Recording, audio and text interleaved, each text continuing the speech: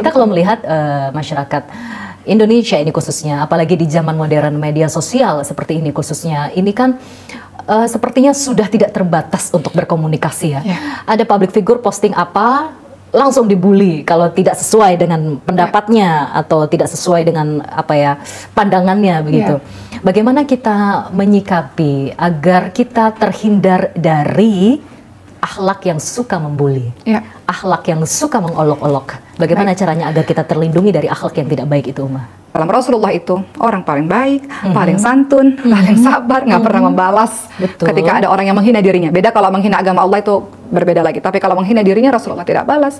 Rasulullah pribadi yang sangat luar biasa, tapi tetap aja ada orang yang membuli Rasulullah SAW. Bagaimana bisa kita berharap tidak dibully ya? Rasulullah yang sempurna seperti itu saja dibully.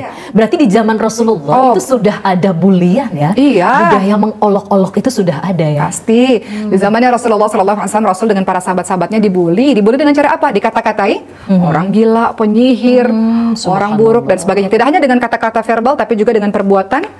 Dilempari kotoran hewan. Rasul ketika lagi sujud beribadah depan Ka'bah itu dilempari kotoran hewan. Di Taif dilempari batu. Itu bentuk bulian yang sampai hari ini juga terjadi.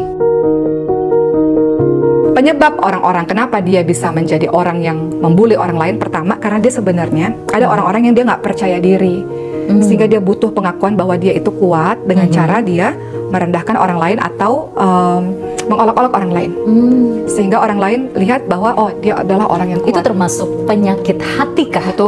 Betul. Jadi orang-orang yang suka bully itu biasanya karena dia kurang percaya diri, atau kedua ingin berkuasa, ketiga karena rasa iri. Karena rasa iri, seperti Abu Jahal itu sangat iri kepada Nabi Muhammad. Kenapa harus orang ini yang jadi nabi, diikuti banyak orang? Betul. Dan karena tradisi. Tradisi yang turun-temurun terus-menerus ada, yang kita nggak mau itu ada di negara kita, khususnya di sosial media kita, teman-teman sekalian. Betul.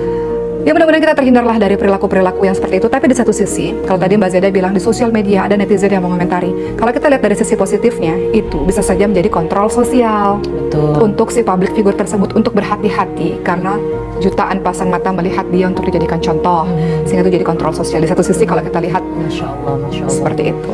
Jadi ini yang harus dicatat ya, sahabat Uma, bahwa membuli itu adalah salah satu penyakit hati.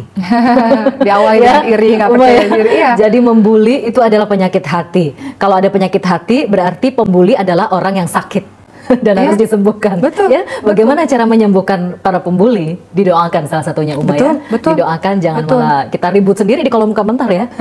Biasanya kita kalau melihat fenomena di luar sana, itu banyak yang ribut sendiri tuh, Uma, di kolom komentar. Nah, pertanyaannya, apa hukuman bagi mereka yang suka membuli, walaupun itu hanya di kolom komentar, walaupun itu hanya di media sosial? Adakah potensi dosa besar di situ? Pasti teman-teman sekalian, ada dosa yang kita tidak sadari. Apa itu? Dosa lisan. Kalau di sosial media pakai tangan, tapi itu sama saja bagian dari lisan. Apa kata Rasul? Hati-hati teman-teman sekalian dengan dua lubang ya, lubang lisan dengan lubang kemaluan. Ini yang paling banyak membawa kita menuju ke neraka Allah Subhanahu wa taala. Lidah kita ini tidak bertulang. Mudah kita berkata-kata tanpa kita pikirkan terlebih dahulu apa akibat dari perkataan kita itu. Apakah menyakiti hati orang? Apakah membuat orang menjadi trauma dengan perkataan kita? Apakah dengan perkataan kita menimbulkan adu domba sehingga menimbulkan permusuhan? Dosanya banyak. Lisan itu kalau tidak dijaga, ini juga nasihat buat diri saya. Bohong, dusta, fitnah, ghibah, kata-kata kotor, kata-kata keji, permusuhan, adu domba, banyak teman-teman sekalian. Dan ingat, lisan maupun ketikan itu adalah terjemahan dari hati.